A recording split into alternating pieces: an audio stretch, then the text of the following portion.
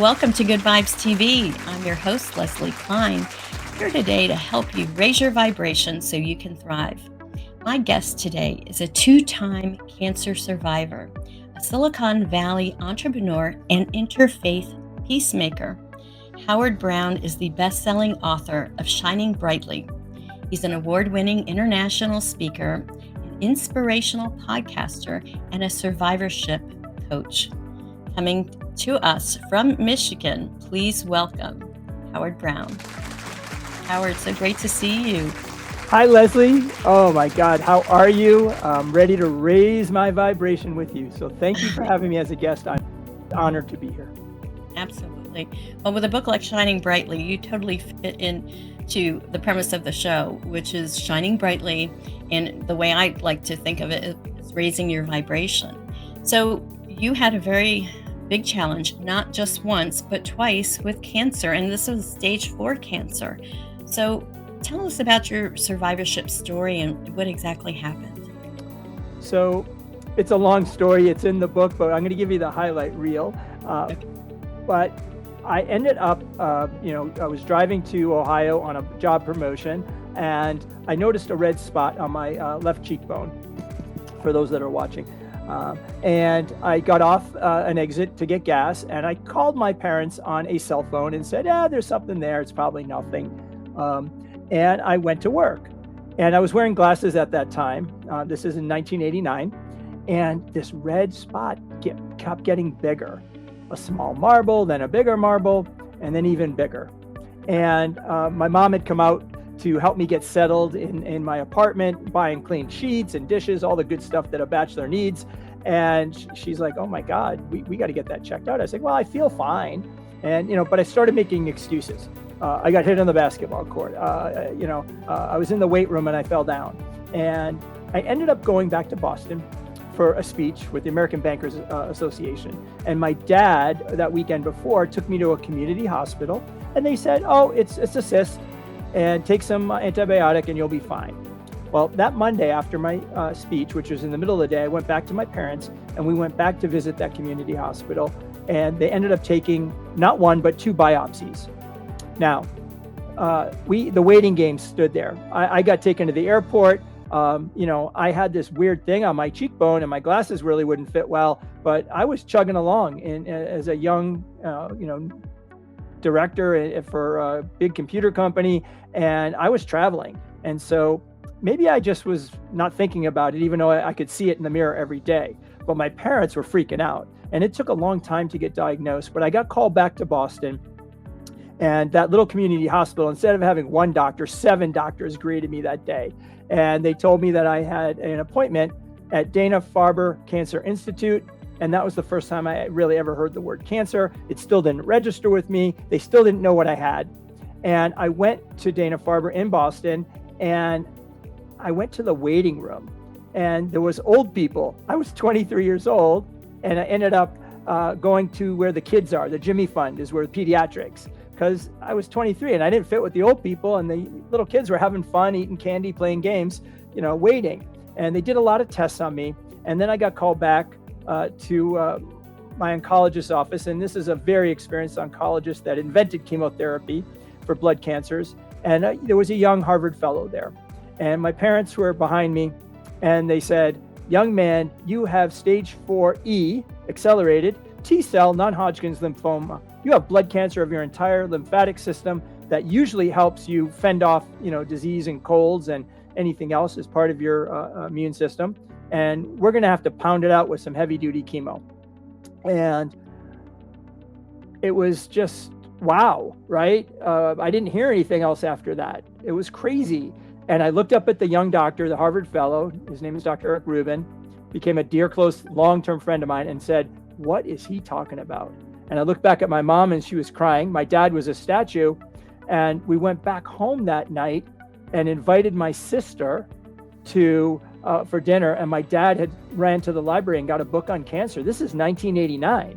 No cell phones, no internet, no computers. And we cried a lot after that first diagnosis. We went back and did more tests. And then I actually was told I was going to start chemotherapy. And I showed up at the infusion room, and I was told that my liver function test was too high. And so that being the case, it would be unsafe to do chemotherapy. And I was like, what? You told me I'm going to die. I should do chemotherapy, right? And they said it's not safe to do so, and you're going on a field trip. And Dr. Rubin, whether this was God-given or his good doctoring or both, he sent me to the cryogenic center. And I said, cryo what? I don't know what that is. And he said, it's the sperm bank. And I said, well, okay. And he goes, just go. And I did. And I went and I left a sample and just kind of forgot about that. And rolling the clock forward, I was failing all their chemotherapies. They were not working. And I was getting worse. And until my twin sister, CJ Brown Gingras, typed for bone marrow transplant, stem cell transplant, what they call it now. And she ended up being an exact match, a 1 in 25,000 chance. So I hit the lottery, miracle number one. And on May 24th of 1990, she went in early in the morning and they extracted from her hip bones, her bone marrow. They cleaned it. And at 5 p.m, they put her bone marrow into me, and we waited to see if it would kill me right away, kill me shortly after, or potentially work and become my immune system. And I was in like a boy in the bubble in an isolated room for 34 days while they watched my immune system grow. Pretty crazy. Wow, that's amazing. And so when did you find out that it took and you were on the road to recovery? They were monitoring me every week. I would go in and check my blood counts. I was also doing lots of blood transfusions as well, and so giving blood is really a kindness act when you donate blood, which is badly needed. So I went through 120 blood and platelet transfusions. I went on a clinical trial called interleukin-2. It's the precursor and granddaddy to immunotherapies, and I did that after transplant as which is like early on, arm 1, patient 4 after transplant. And so I would go get my oil changed. So they checked me. And then in December, when I finished that protocol, they said every quarter you're going to go get gallium scans and blood tests, and we're going to be monitoring you for the next 5 years. So they don't actually tell you you're cured. You just stay on surveillance. And you keep scanning and you keep doing blood tests, and you hope every single one of those results is that there's no cancer that grew back or came back. So you were good for how long before you had a second bout of cancer? Right. I got my life back. I moved to California from Boston after I moved in with mom and dad to get my life back. I went back to work for the big computer company. I needed to rebuild myself. And I call that Humpty Dumpty, putting Humpty Dumpty back together again. And I did that so, emotionally, physically, by playing basketball and working out and getting my strength and stamina back. My career started to take off. I started to actually meet a ton of new people and get involved in the Jewish community. And I got 26 years, actually, is the answer to the question. But in between there, I met my wife. My career was blossoming in the technology, in the startup world. And I was doing a lot of volunteer work and raising money in the Jewish community. I became a big brother. And miracle number 2, we called for that frozen sperm. And our daughter, Emily, was born 11 years later after that frozen sperm. Miracle number 2, incredible. That's awesome. And now how old is Emily? Emily is 22. She's a TV reporter in Missoula, Montana. Proud University of Michigan, journalism graduate, and just our miracle girl. Oh, that's awesome. Now, did he tell you to go to leave a sample because of the chemo that you were going to go through, and that you couldn't have a baby because of that? That's correct.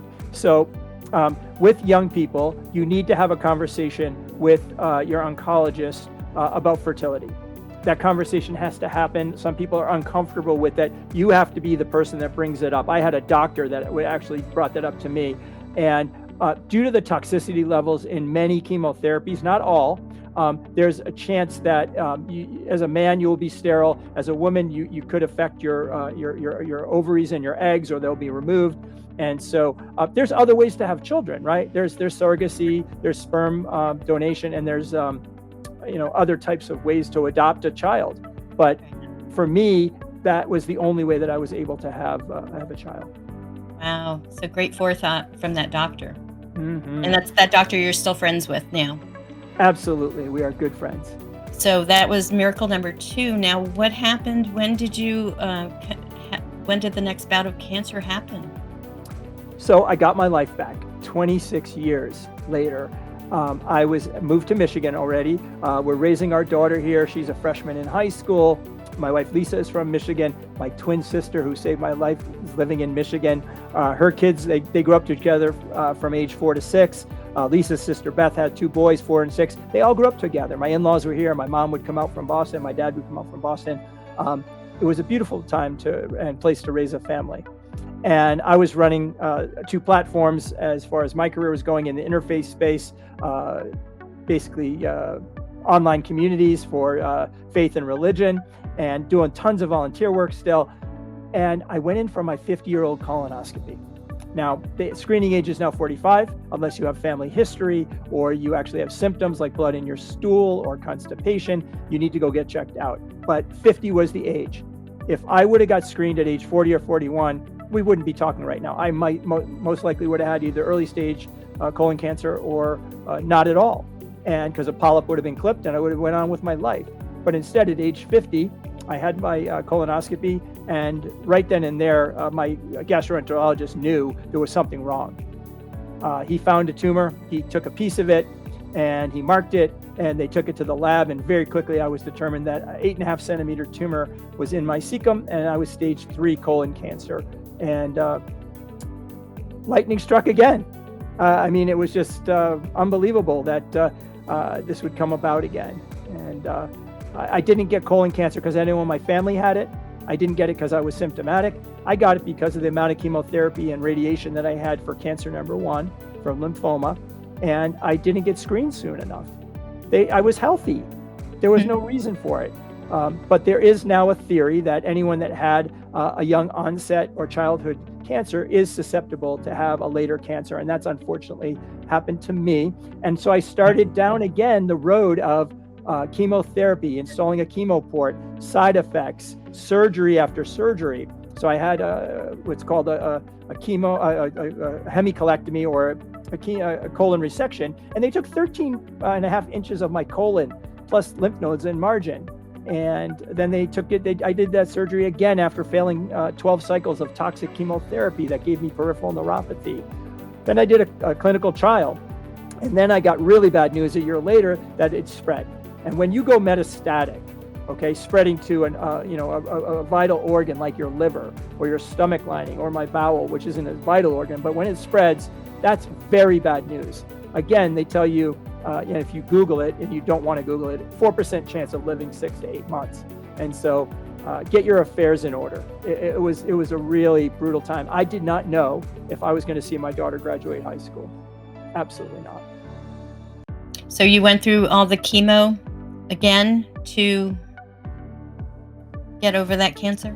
So yeah, they have protocols. And so I went through first line treatment. It didn't work.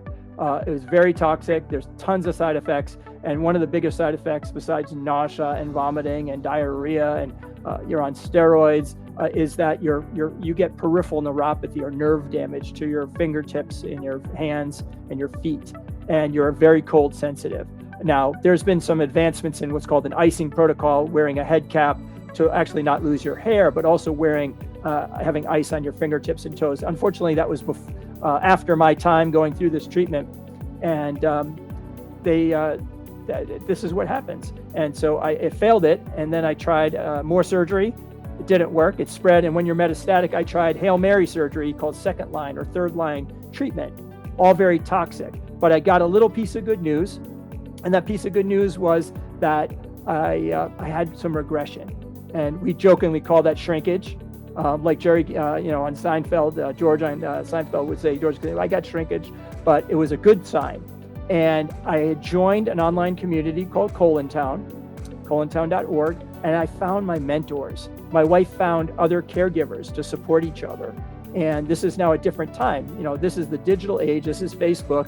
I have people sending me prayers from all over the world, all different faiths, that are worried about me. And I'm not sharing the gory details, but I'm sharing some details about my struggle and what's going on with me. And people, generally cared and didn't want me to go through it, but they were trying to cheer me on or pray for me. And all that was, as you would say, helping my vibration getting through a very dark time. And so what I ended up doing was taking that advice and learning about this very crazy surgery. We call it the mother of all surgeries. It's called cytoreduction hyperintraperitoneal chemotherapy. They basically cut you open from chest to pelvis, remove all the cancer they can see with microscopic glasses, and then they actually pour hot chemotherapy inside you, seal you up, spin you around like a rotisserie chicken to kill the microcell cancer. And it's a long 13-hour surgery. For me, it can be anywhere from 10 to 25 hours. And you wake up in the ICU and you press the morphine button and you have 90, 80, 90, 100 staples, piecing you back together. And then the recovery begins. And then the surveillance of blood tests and CAT scans and PET scans and all that stuff happens to see if the cancer grows back. And it's a long, hard journey. I don't wish it upon anyone. And that's why, Leslie, I tell everyone to go get screened at 45 or younger if you have symptoms or family history. And it can be from poop in a cup and sending it to a lab, or having the gold standard colonoscopy. And they are developing vaccines and they're developing blood tests called liquid biopsies. Cancer is moving forward, but you got to keep check yourself, because you're not your best you at optimal health. And we learned that from what happened in the time the last 3 years. How did you get through all of that? What were you thinking?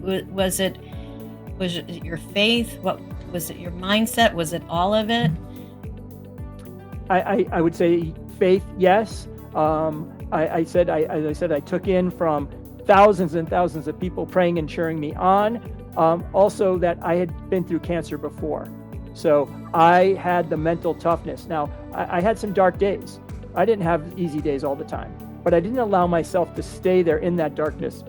I knew I had one goal. My goal was to see my daughter graduate. I wanted to see her graduate. I had that goal, and that's what that goal every day was, am I getting closer to seeing her graduate? I wanted to be there for her graduation. You have to put that goal in front of you and go chase that goal, and that's what it is. Now, I live in the stage 4 cancer world. We lose people all the time. God calls them heaven. Their cancer burden became too great.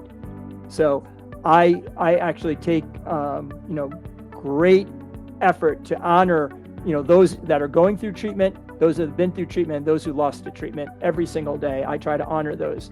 And typically I wear a piece, something that's blue, or I say a prayer for those that are still doing it. It's a tough road. I don't wish it on anybody. It's really, really hard when you are told you have cancer, or as my friend Lee Silverstein says, we have cancer. That's what you have to do. So getting through it is a daily struggle. Some days it was tough to get out of the bed. Other days I had my friends coming and picking me up and taking me on a hike, taking me to the basketball court to be with the homeboys, and all of it matters. All of it matters. So what would you say are the keys to survivorship and resilience? I always say that you have to, is self-care. And so self-care also equals self-love. So first of all, you have to take care of yourself. Was I hydrating enough? Okay, I lost a ton of weight. Was I eating correctly? Was I exercising enough? Was I sleeping enough? All of those matter. All of those things matter. Sleeping is healing. And so we learned very quickly in the cancer world that gummies allow you for sleep. And so you take not a full gummy to be high for the day, but a piece of a gummy to get you some REM4 sleep to heal. The second piece is that I learned that it's not what you actually get in this world, it's what you give. And so serving others, and I say that lifting up others, that helped me because I wasn't so focused on myself and woe is me and my hard time. When you help others, those endorphins light up. That vibration is really high, as you taught me, to be able to help and serve others. And so that helped me heal. And so I kept doing my volunteerism as president of Babson College's Alumni Association and a board trustee. I kept helping folks in the cancer world and mentoring cancer patients and raising vital research funds. I helped others in the interfaith world to be connected and learn about each other and understand the other. So serving others was a huge part of my healing. Is there another? There's the big one here, the 4-letter word called sharing hope. Now, sharing hope is that hope that I could be at my daughter's graduation, really important. And it's combined with gratitude and kindness and giving, all of those things that in chapter 1 of my book that my great-grandmother from Lithuania, Bubby Bertha Budish, taught us. Those are all the things. So all of that matters. And that hope allowed me to stay and share my light and to illuminate that and take in other people's light, to raise my vibration, as you would say, and to be able to get out of bed each day. And now, where I'm now no evidence of disease, I'm 4 years cancer free, that's where I say in the mirror that I am blessed and I am grateful and I am lucky. And what good things can I do this day for myself, for others, and for our communities? That's awesome. Beautiful, beautiful lessons and things that you don't have to have cancer to do these things, but wow, what a journey. So Shining Brightly, why did you name your book that? Well, first of all, I am the least likely published author, Leslie. My friend David Crum, who I knew from the interfaith world, ended up taking me out for a bagel and coffee, and that turned into a 2-hour meeting. And he said, "Do you want to leave a legacy?" And he thought I was dying. He was saying goodbye. And, "Do you want to leave a legacy?" And I was like, "No, I'm not a writer." He goes, "Go ask Lisa and Emily." And I came back home and they kind of laughed at me and said, "You write? Writing for you is, grammar and punctuation are optional." I said, "I know." I called David back and I said, "David, if we can record on Zoom all the most influential, important people of my life," which turned out to be 158 Zoom interviews, okay? And it took 3 years. I thought it was going to take a year. It took 3 years. We recorded some amazing people. I got to walk back my entire life. Now, the reason I called it Shining Brightly is that it's my energy and vibration, okay, is shining brightly and lighting up that light bulb. And there's a dove there.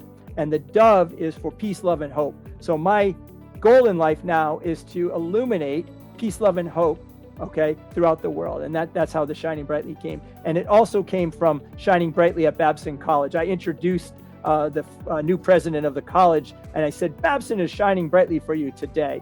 And so I gave everybody in the audience glasses, and we all shine brightly together. And so I thought that was a perfect name for the book, because we all want to shine brightly if we can, as much as possible. What a wonderful story of overcoming such difficulties, and twice in your lifetime. Now, we're going to take a short break right now, but when we come back, we're going to talk to you more about how you raise your vibration, about mentorship, and about serving others. We'll be right back. Thank you.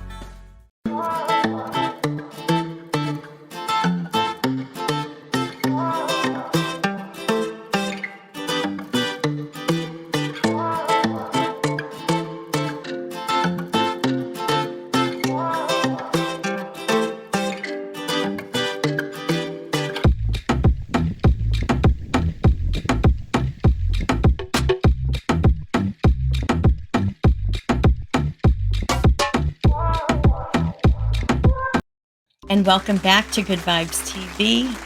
Here today with Howard Brown. Howard Brown is a 2-time cancer survivor. You just heard his story. Now, Howard, one of the things that you did, that you continue to do through your cancer survivorship, was to help others, to mentor others.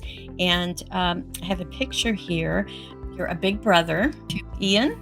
So tell us about this picture and tell us about your journey as a big brother. Wow. So you see me in glasses, and a choice of wardrobe. I'm sure Lisa didn't pick out that shirt, but that's Ian, age 10.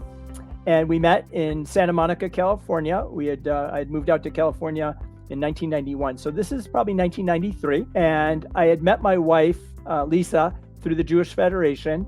And we had kind of gone, and they once you go through this leadership development program, they actually want you to then pick an agency or a school to actually get more involved with. Join their board, volunteer. And so Lisa said, oh, you'd be a great Jewish Big Brother.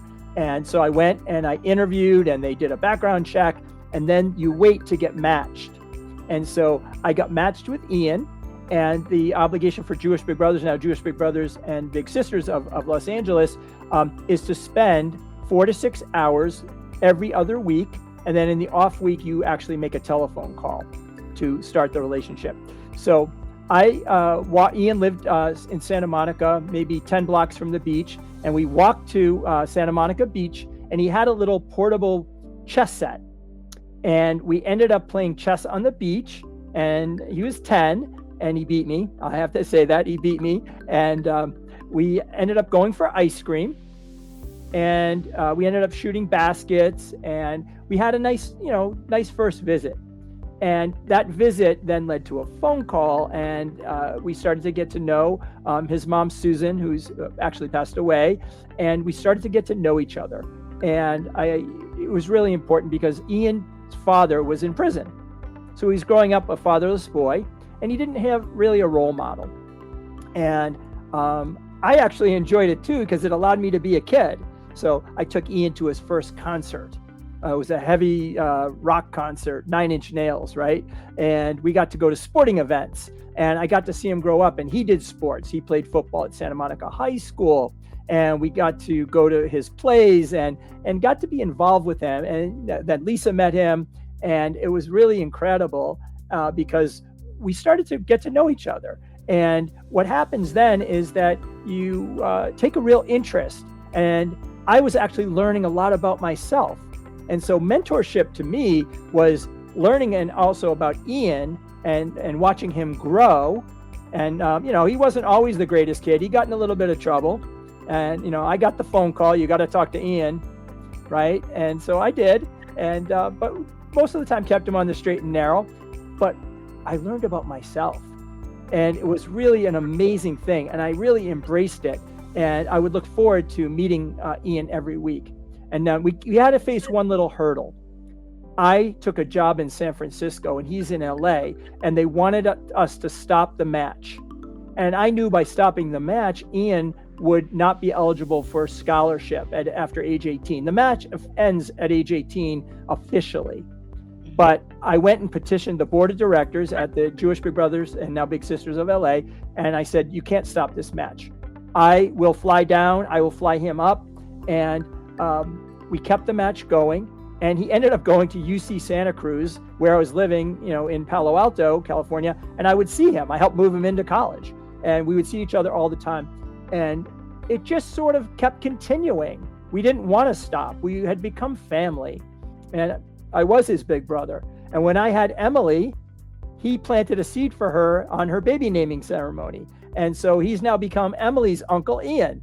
And now Ian's had a child. He has a baby, Noble, and Emily's Aunt Emily, and he's 2. And so we've now just immersed ourselves in each other's families, and his mom has passed away. He doesn't have much family. I have a small family.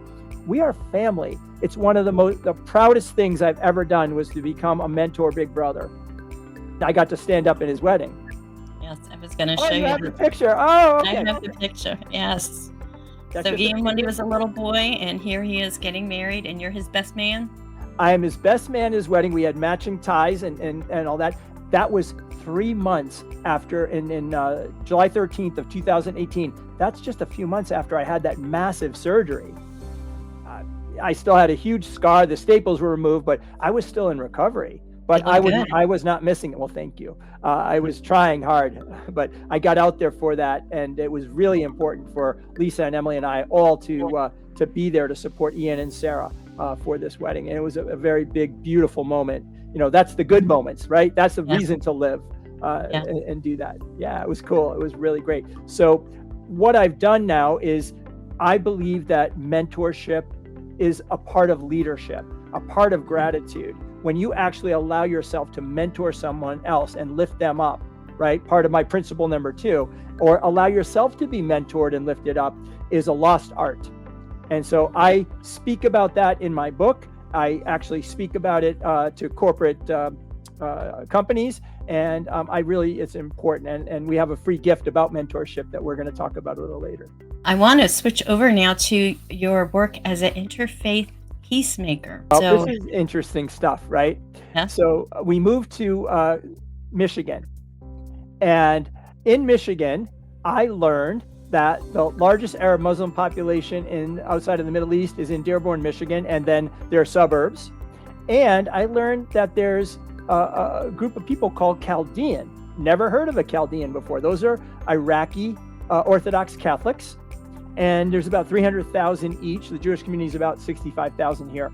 And because I joined the board of American Jewish Committee, and now called Jewish, it's the RCAJC, Jewish Community Relations Council, AJC Detroit, I became president of that board, and we started to do outreach, interfaith outreach and interethnic outreach to Hindus, to the African American population, to the Christian population, to the Muslim population. And I found that work absolutely fascinating. It's not something you do every day. Okay, but yes, it is, because your neighbors could be Vietnamese, they could be African American, they could be Catholic, and I'm Jewish, they could be Muslim, they could be Chinese. And so I really found the work broadening to me. And I really immersed myself in the work, because meeting the other, okay, is why we're put on this world. And it's really interesting, right? And so the culture, the history, the foods, their upbringing, their religion, their texts, all of that really became very interesting to me. And so by immersing myself in that work, I felt that I was actually growing as a person, and then able to share that experience with others, because a lot of people are very scared and intimidated to do that work. Okay. And now today, when I say I released a podcast that they hate me because they don't know me, but they would love me if they did know me. That's a future podcast. And so I've learned a lot about that. And one of the biblical principles that Abraham and Sarah taught, okay, which is actually for Christians, Muslims, and even Hindu religion, welcoming the stranger is a principle. Being thy brother and sister's keeper is a principle. Love thy neighbor as yourself is a biblical principle. And I say that that's part of my tenet about sharing hope and about caring for others. So it's now something that I do daily, and it's very important work that I do. Yes. Yeah, especially in these days where, there's conflict over, basically religion. My belief is that we're all one, we're all connected. Step above the religion and the differences, and find what's common, what our common bonds are. And, we all, no matter where you come from, we all go through the same situations. Well, the highest frequency, you told me, is love. It is. And the Beatles said it, all it takes is love. So put a little love in your day, and that would raise your frequency and vibration. So I intentionally try to do that every single day. Talk to me about how you like to raise your vibration. How do you get to your happy place? So everyone needs to have a happy place. You can call it anything you want. And so I needed a stress-free place that I didn't have to think about what's going on in my particular situation, about whether I was going to live or die, whether someone relationship was going bad, whether I had financial toxicity because of my situation. I had a lot of negativity and a lot of darkness that I had to get through almost every single day. And thank God for my caregiver wife and my beautiful daughter and my friends and family, and my dog, my puppy Cody, that I had to walk every day. I made it through. So finding that happy place for me is exercise, and specifically on the basketball court. That is my stress-free zone. Now, it's not a quiet place. That's not a place hearing the birds chirp. This is guys talking trash. This is everyone, on the basketball court. We're talking sports, and I loved it. And I've been playing since I was 6 years old, and I played in high school, and I played a little bit in college. And that place for me allowed me to be one of the boys. And now, do I have hiking and biking and other places? Yes. but the basketball court is my happy place. And I will tell you that at 57 years old, and after being a stage 4 cancer twice, and being in a survivor, it's still my happy place. And I think that was part of also getting me better as well. And so whether it's swimming or cooking or meditation or music or travel, find your happy place and go there. Right. Whenever you're getting into that zone, you're basically meditating. Sure. So, you don't have to be, like you said, and just do what you love. That raises your vibration. It does. And I have to tell you that's I'm still playing. I'm playing tonight. So it's just great. It's first of all, it's also part of the hydrate, sleep well, exercise, Yes. and clear your head. It's all part of the healing process each day. Well, it's time for another break. When we come back, we're going to find out how people can reach you. Okay. We'll be back right after this.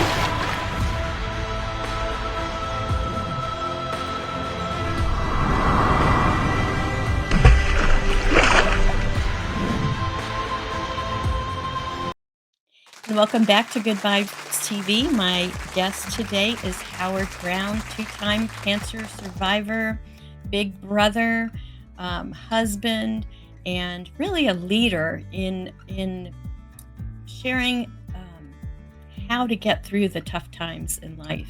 I mean, it's been amazing hearing your story, Howard, how you've really overcome some huge obstacles, and you're smiling and you're shining brightly, and this is your message, and it's just so good.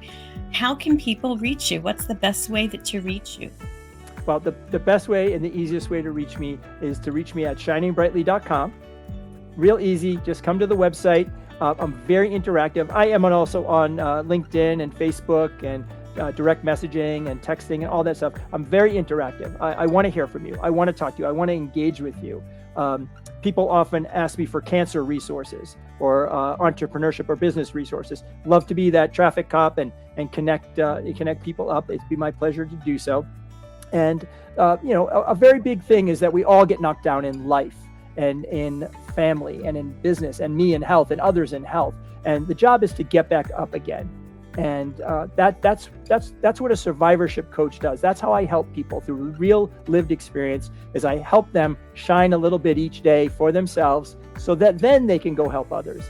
And so that's part of my coaching, and it's part of my own practice every day. And now I'm learning from you and others that is raising my vibration, which is raising other people's vibrations. And it's all part of that consciousness and the positive consciousness.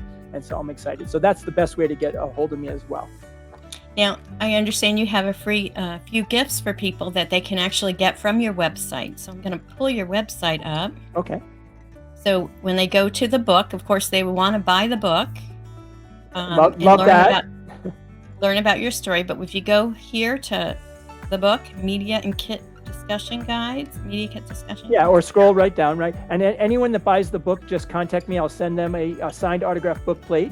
So they can put an autograph of the book, because we don't do too many in-person book signings anymore. But there you go. There's the downloads, and these are the freebies. And so there are discussion guides on survivorship, mentorship is leadership, and inner faith. Why do this work? And you put your email in, and you'll get those sent to you as PDFs. And one of the things that I do is that I leave the last 2 blank for you to fill in on each of them.